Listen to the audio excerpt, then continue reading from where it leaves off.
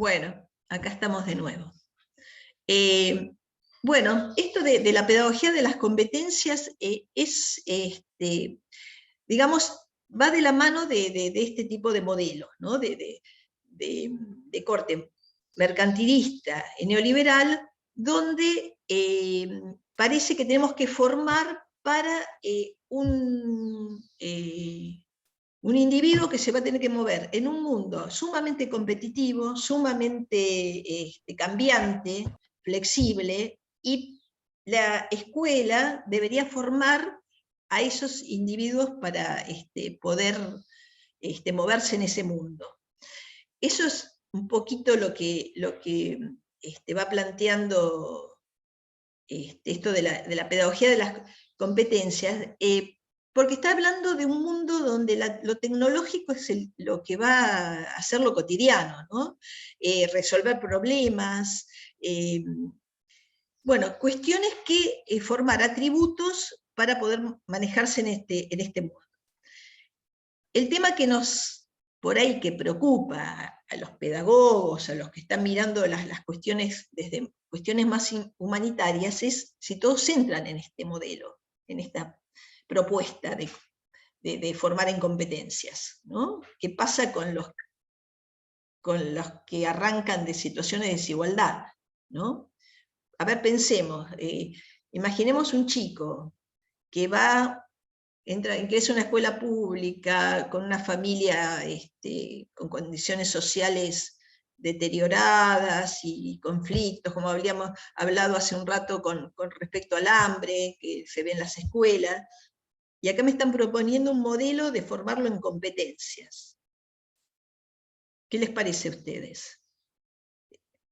Esto pareciera, ¿será posible? Bueno, trae preguntas, ¿no? A ver, Rocío. Que marca más la desigualdad, porque al no empezar desde la misma base, o sea, están peleando contra algo que nunca van a poder llegar. Claro, me estoy acordando de Bourdieu, ¿no? El capital cultural, ¿no? No Claro, parte a de eso todo el iba. mundo del mismo lugar. Esta es por ahí la mirada que hacen los críticos a esta teoría, ¿no?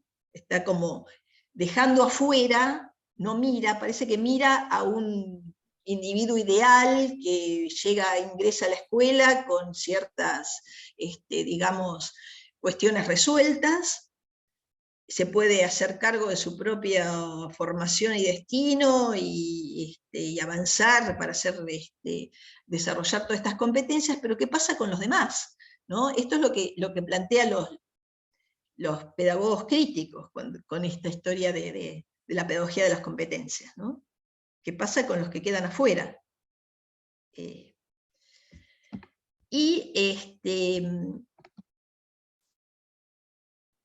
Entonces, lo que va a decir la pedagogía de la competencia es que ya no se trata tanto entonces de trabajar con contenidos, sino con actitudes, con formas de moverse, ¿no? Que eso pareciera que la escuela lo podría trabajar.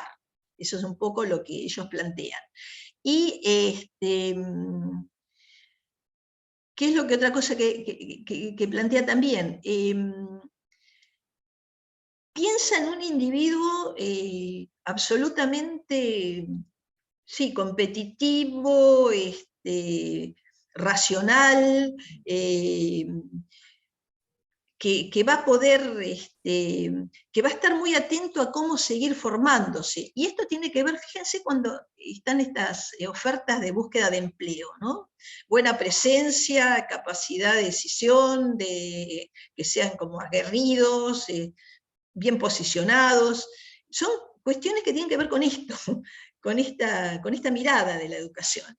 Y van a estar, digamos, lo traigo a colación porque también es como un debate, los que hablan, ¿la escuela para qué tiene que formar? ¿Para qué sirve la escuela? La escuela tiene que formar para un mundo competitivo, aguerrido, impuesto de afuera por un modelo casi deshumanizado, o la escuela tiene que formar para hacer, digamos, para transmitir conocimiento y formar también en valores humanos, ¿no? Ibas a decir algo, Claudia. No, sí, eso justamente, cuando hablas me sale así de pensar que es un modelo que deshumaniza, o sea, pensando en es una escuela que reproduce las desigualdades de la... yo me acuerdo una palabra que por ahí se hablaba mucho de los chicos, ahora no sé, porque ahora van cambiando los modelos, ¿no? Pero en el tiempo que yo estaba, o sea, se hablaba mucho de habilidades, a preparar para habilidades, o sea, era como más todo técnico, o sea, totalmente deshumanizado o sea, eso, como vos decís, una escuela, o sea, como que se aleja de lo humano, ¿no? No pensando en el ser humano en contacto con el otro y que el otro importa, sino preparado para hacer algo, Me acuerdo que se hablaba de evaluar habilidades, más que conductas o actitudes, ¿no? Eso está, bueno, la ley federal un poco está expresando eso, ¿no? Que justamente fue sancionada en un momento histórico de nuestro país, que otra vez aparecen las políticas neoliberales, de la mano del gobierno menemista, y vamos a ver este reflejo que está hablando Claudia, que va como en esa dirección. Fíjense algo, como para pensarlo desde una cuestión más reciente. Durante el gobierno macrista, entre los años 2015 y 2017, asume como ministro de Educación de la Nación Esteban Burrich. Fíjense el currículum de Esteban Burrich. ¿Qué formación tiene? Ministro de Educación de la Nación. Licenciado en Sistemas, acá en universidades, no sé, Care of School, no sé cuánto, en Estados Unidos. La formación de él es licenciatura en sistemas de una universidad privada y con un máster en la administración de empresas de una universidad de Estados Unidos. Esto como pensemos el perfil de ese ministro de Educación entre los años 2015 y 2017, ¿cómo podría ver el proyecto educativo en nuestro país, ¿no? Primero está formado afuera, ¿no? Mucha formación, pero también, entonces esto le imprime también una mirada a las políticas educativas. ¿Qué dijo él? Esto trajo mucho revuelo, esto que dijo mientras que era ministro de Educación. Debemos crear argentinos que sean capaces de vivir en la incertidumbre y disfrutarla. A ver, ¿cómo ven esto? ¿Y qué tiene que ver esto con la teoría del capital humano? Si le encontramos alguna relación.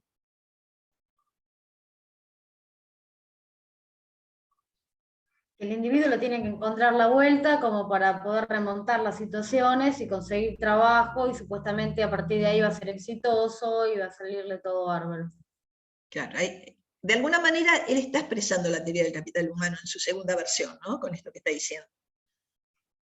Por eso quiero decir que abrevan en elementos teóricos que los llevan a sus discursos, para justificar y legitimar la implantación de ciertas políticas. Cuando él dice, debemos crear argentinos capaces de vivir en la incertidumbre, ¿a qué se referirá en la incertidumbre? La competencia. Y en lo laboral, ¿qué sería la incertidumbre?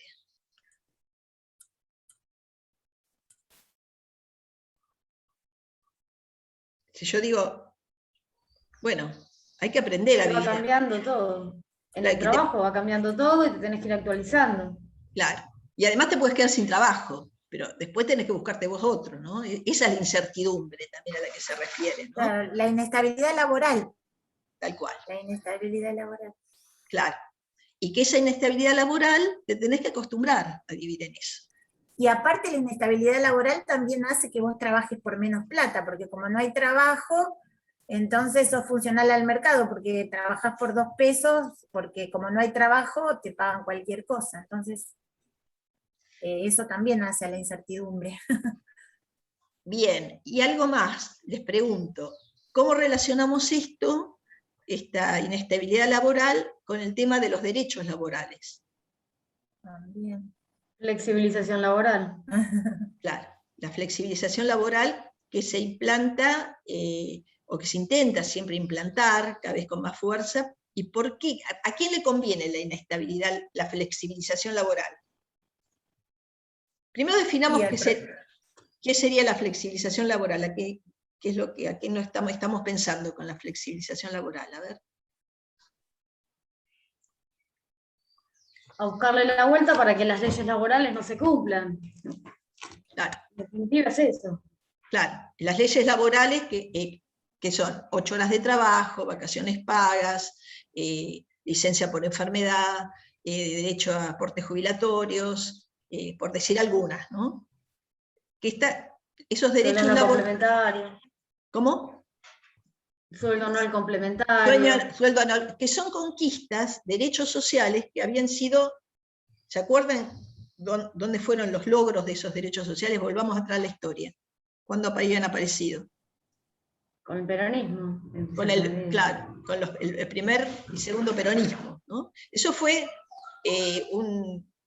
digamos, fruto de luchas sociales que se cristalizaron en leyes en el primer peronismo. Esas leyes son las que gozamos hoy, los trabajadores o las personas que estamos dentro del campo de lo formal, digamos, del trabajo formal. Todos tenemos derecho a vacaciones, a aguinaldo, a licencia por enfermedad, todas estas cuestiones que son derechos laborales. La flexibilización laboral justamente, ¿qué es a lo que empuja? A que estas leyes ya no se cumplan de esa manera. ¿Y a quién beneficia que no se cumplan? Bueno, creo que recién lo estaban diciendo. Los empresarios. Claro, al sector empresarial concentrado, ¿no? Claro. Por eso se está empujando otra vez desde los sectores empresariales y desde la oposición a que volvamos a esto del tema de la flexibilización laboral, ¿no?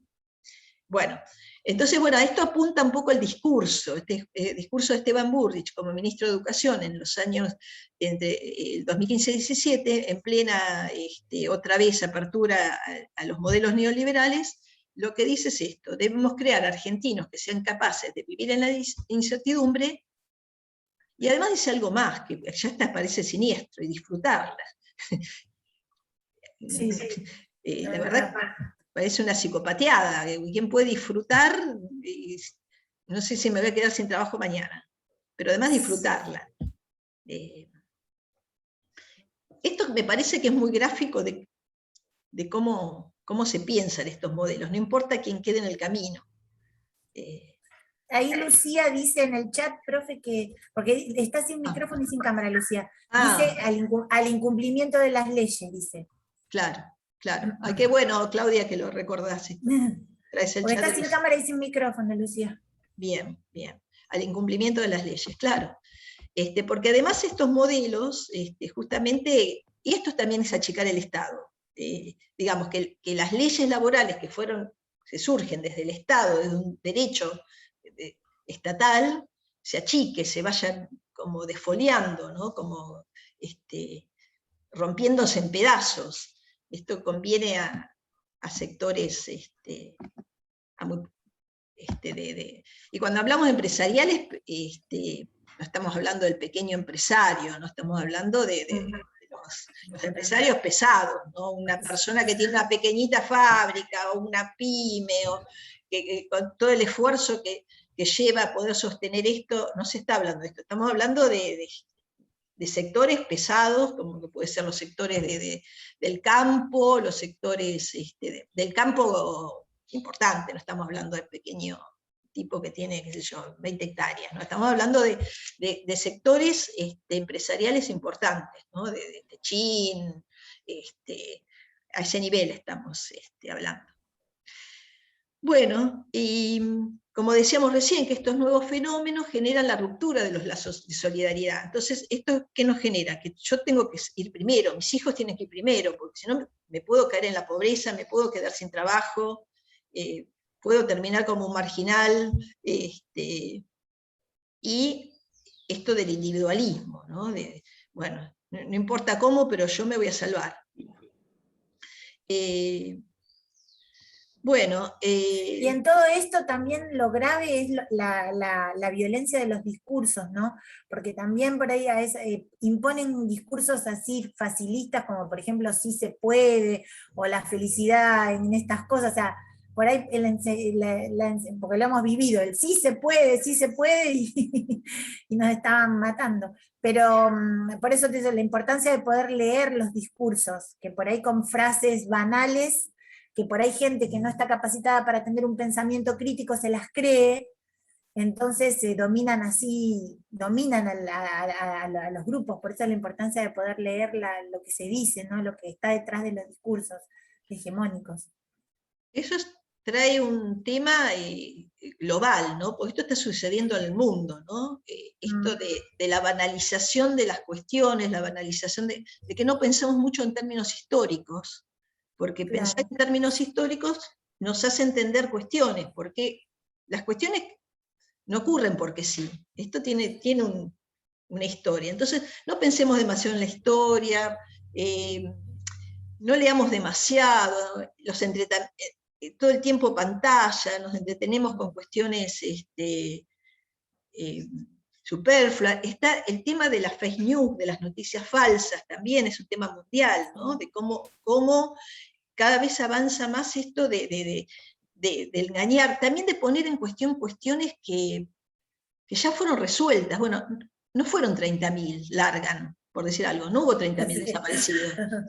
Entonces te instalan esto para poner en cuestión cosas que ya que deberían estar cerradas, porque hubo un juicio, porque hubo cuestiones legales que tendrían que ser indiscutibles. No, se pone en cuestión temas para crear confusión, como los antivacunas o los terraplanistas. Pero esto está pasando en el mundo y es algo que realmente preocupa, porque estamos llegando a un estado de confusión tal que ya todo puesto el negacionismo, esto no pasó, está pasando en Alemania con el nazismo. Están instalando que en realidad no fue tal las matanzas del pueblo judío. Entonces, estas cuestiones se van como replicando en el mundo, no es que nos pase a nosotros nada más, ¿sí? Y realmente es un momento de la humanidad muy preocupante. Difícil. Los movimientos de neonazis están como apareciendo nuevamente, está apareciendo también poner en cuestión el descubrimiento.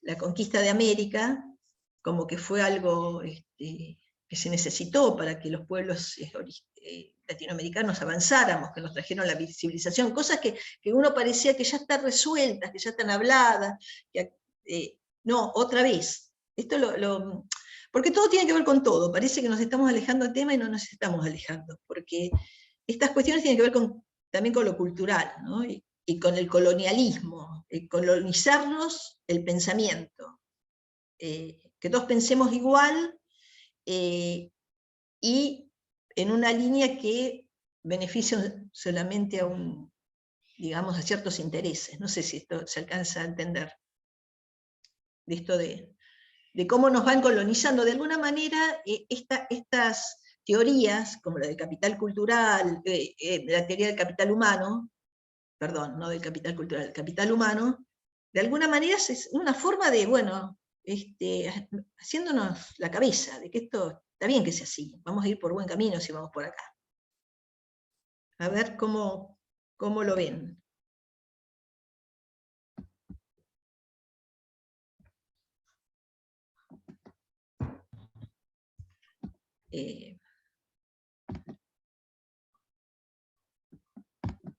Acá también esto de la rotura de los lazos de solidaridad. Fíjense este gráfico, ¿no?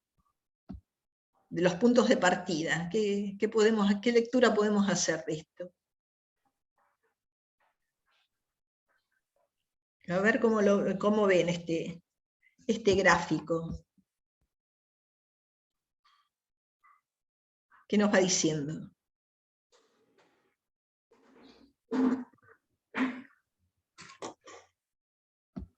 Lo que hablábamos del capital cultural. Claro.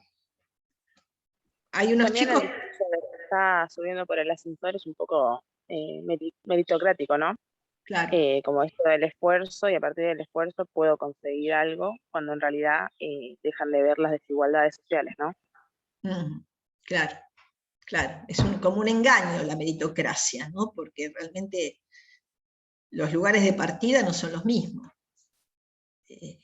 Ni Y de es lo que se partida... veía en el discurso de Bullrich también, ¿no? Con esto de que cada uno se tiene que adaptar y a partir de lo que la escuela tiene que promover, ¿no? Como esta responsabilidad de la educación, de empezar a crear estos individuos que se puedan adaptar y a partir de ello, bueno, que te llega, ¿no? A partir del esfuerzo, el éxito, ¿no? Y este discurso que se ve en el ministro es el que se ve también en este tipo de ciudadano, pero dejan de ver a aquel que sigue teniendo otro tipo de condiciones y que no puede llegar a lo mismo. Claro. Y acá nos vamos a encontrar con otras cuestiones que vamos a ver con Tiramonti más adelante, que esto de las desigualdades educativas, ¿no?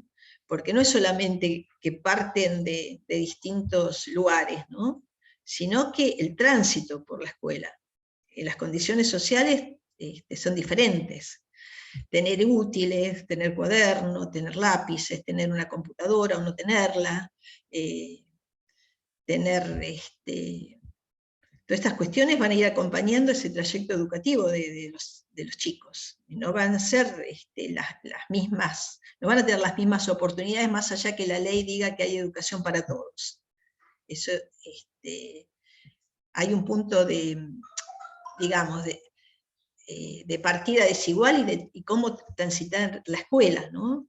Y además en qué condiciones transitar la escuela. No es lo mismo ir a una escuela que tenés calefacción a una escuela que los chicos tenés que estar 4 horas congelado de frío. No es lo mismo. Para decir algún ejemplo de los millones de ejemplos que podemos traer, ¿no? De cómo se transita la escuela según las condiciones sociales, ¿no?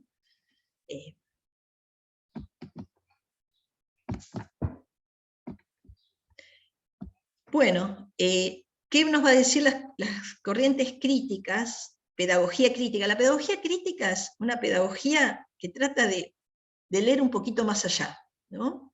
Y que va a tomar elementos también de la sociología, va a brevar en Bourdieu, en Foucault, en distintos corrientes, en Giroud, en Freire. ¿Y cómo ve la pedagogía crítica esta propuesta de la pedagogía de las competencias? Lo que va a decir que en definitiva esta pedagogía de las competencias va a formar parte de un modelo de control de la fuerza de trabajo. Lleva a la precarización laboral, la reducción del salario y la masificación de los desocupados. Un poco lo que salió recién en el grupo, ¿no? Esto también justifica, de alguna manera, políticas que van a ir hacia la flexibilización laboral y a que quede, es un modelo donde necesariamente va a quedar mucha gente afuera. Y el modelo es aumentar la rentabilidad a costa de los trabajadores. Claro, esto que decíamos recién, en la medida que las leyes laborales, digamos, se vayan dejando de lado, va a haber más rentabilidad para los sectores empresariales. Y traslada al trabajador la culpa de no tener empleo, ¿no? Un trabajador desocupado, la culpa de estar desocupado es tuya, porque no te supiste adaptar, porque no te formaste, porque no entendiste las lógicas del sistema. Y que esto, digamos, los críticos son muchísimos. Acá está el ejemplo de un premio Nobel, Joseph Stiglitz, que, miren lo que dice. Bueno, ha escrito mucho, ¿no? El precio de la desigualdad, hablando de estos modelos económicos, y dice que el 90% de los que nacen pobres mueren pobres, por más inteligentes y trabajadores que sean. El 90% de los que nacen ricos mueren ricos, por más idiotas y haraganes que sean. Por eso deducimos que la meritocracia no tiene ningún valor. Eso es lo que dice este pensador crítico, ¿no? Por esto que la teoría del capital humano nos va a decir que a la medida que vos te eduques vas a lograr una movilidad social, un poco lo está poniendo en cuestión, no es tan así. Hay otras condiciones que te tienen que acompañar, más allá de de tu garra o de tu interés por superarte. Un poco creo que lo que va... Bueno, yo para ir... Bueno, igualmente tenemos un ratito para seguir conversando, pero yo siempre me gusta asociar con películas, porque a mí me parece que te abren la cabeza mucho las películas. Acá hay una película que en los 90 tuvo mucho, como todo el mundo hablaba de ella, como importante. Esta es francesa, se llama Recursos Humanos. Y es una película que justamente toca el tema del cambio de modelo económico en el mundo, porque también esto empieza a abarcar no solamente a los países latinoamericanos, sino que empieza a verse en Europa también, ¿no? No es que en Europa están de fiesta con este modelo, no, igual que acá, queda mucha gente afuera y quedan poquitos adentro de este modelo. Entonces, bueno, Recursos Humanos es una película que toca el tema de la desocupación, y cómo las ofertas laborales cada vez son menores, ¿no? Y acá nosotros tenemos, ay, estos perros, los voy a sacar. Ven.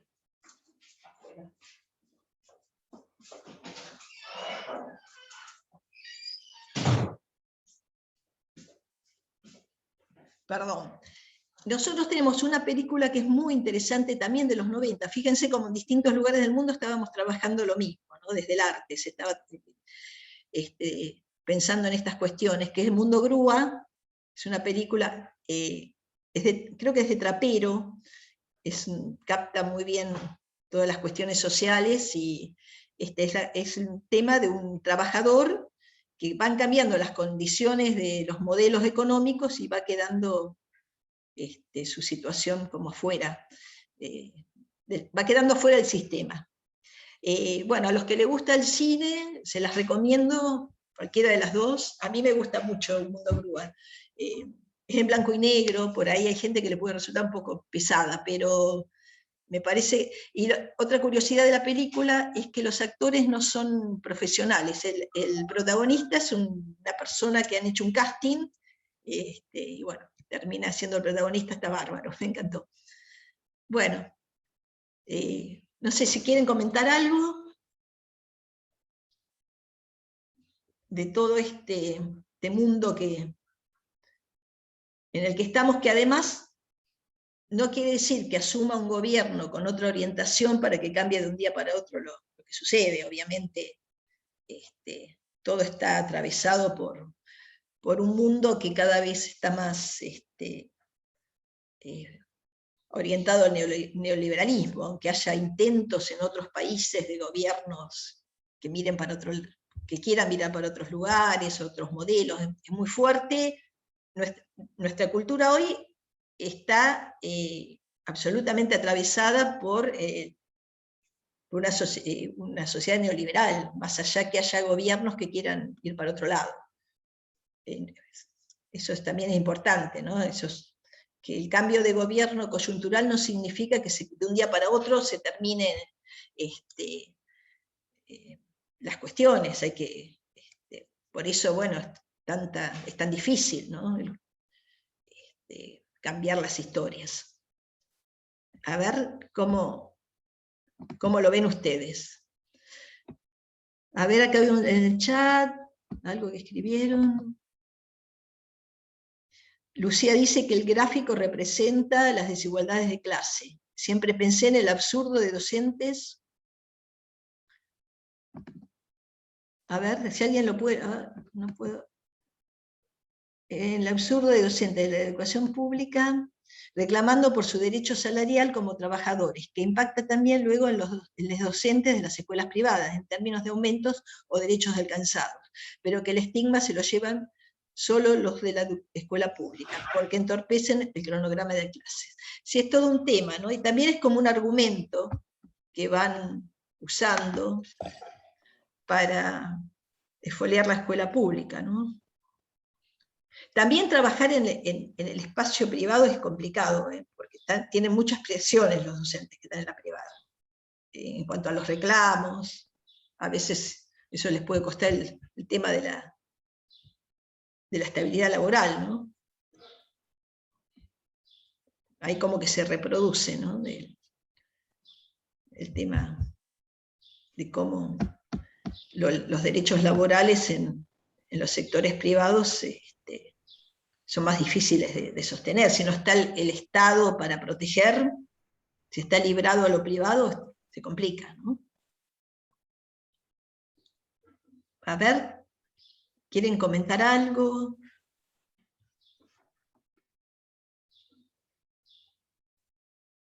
¿Cómo van viendo este mundo? ¿Qué les sucede a ustedes con este mundo?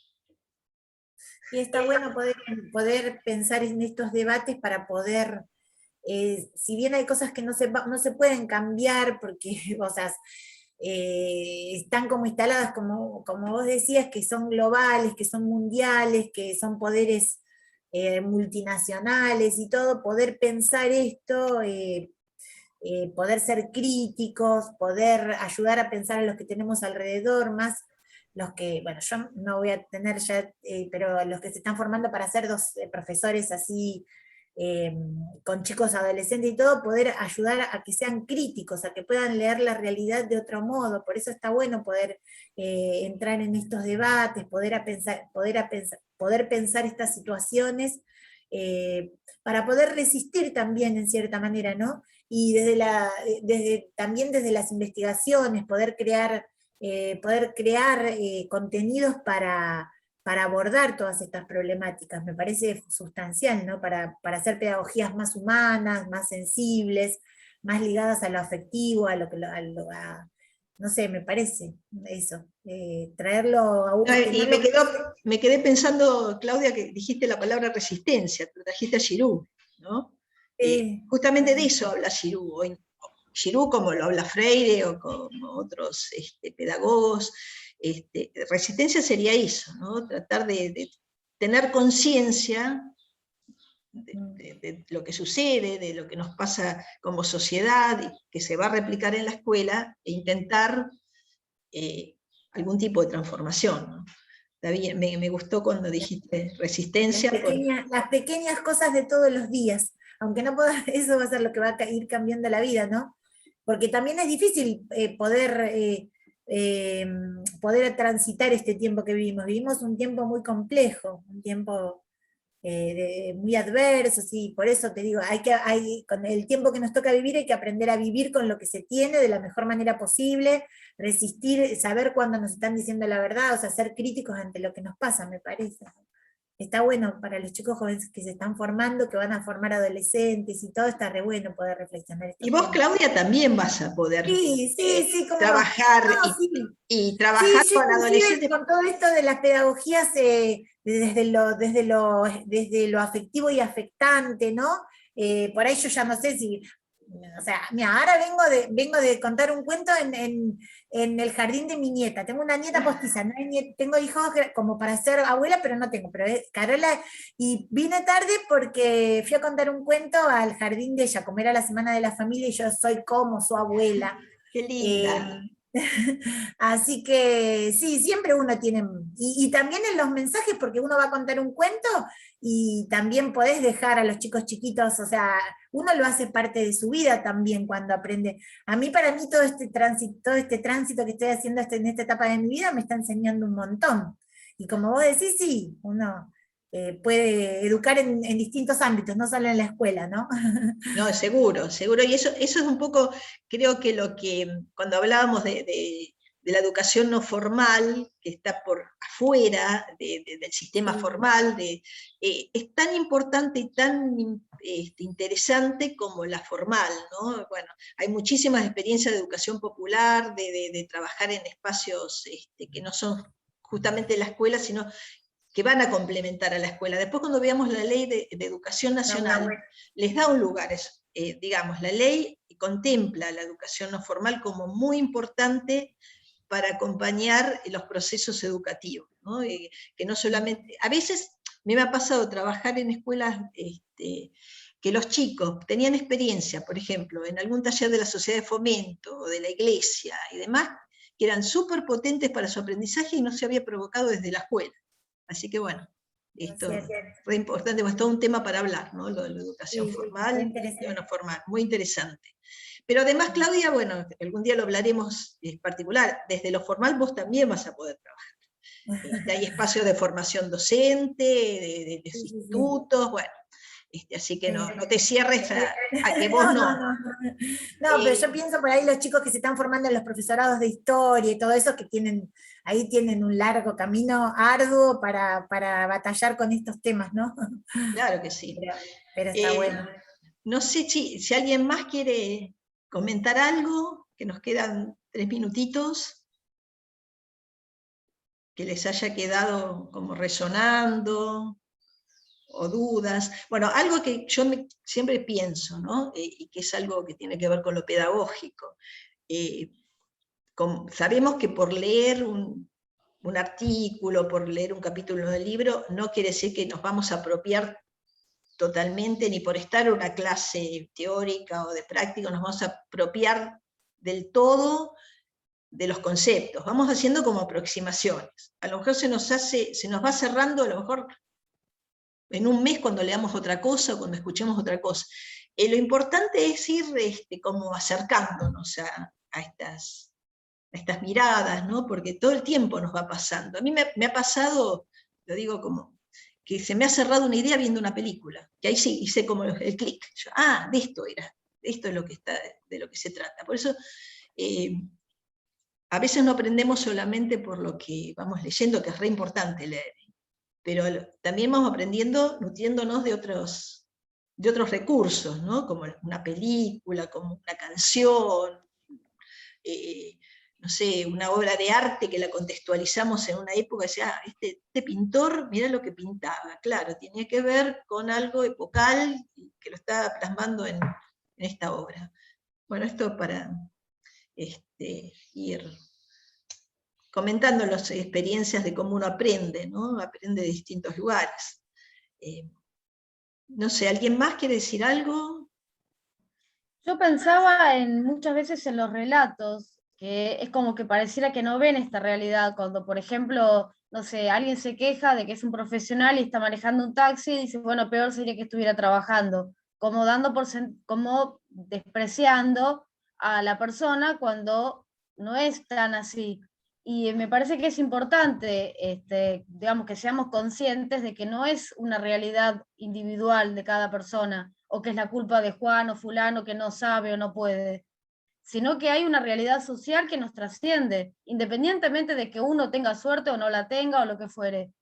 Pero me parece que es importante, porque si no es como que se da una doble culpa a la gente, la culpa de que no puede porque es un incompetente, y más la realidad que tiene. No sé, me parece a mí. Tal cual, sí, sí. Yo escucho mucho, sobre todo en mi trabajo, ese tipo de relatos, y me parece que sería bueno correrse un poco de ese discurso. Sí, porque además es peligroso y va a llegar un punto que nos va a atrapar a nosotros mismos, porque nos parece que no nos va a llegar eso, que le pasa al otro, al que está sin trabajo, al que es quedado, al que lo pimpa, lo que quiera. Pero es un discurso bastante deshumanizante y nos atraviesa y nos hace mal a todos.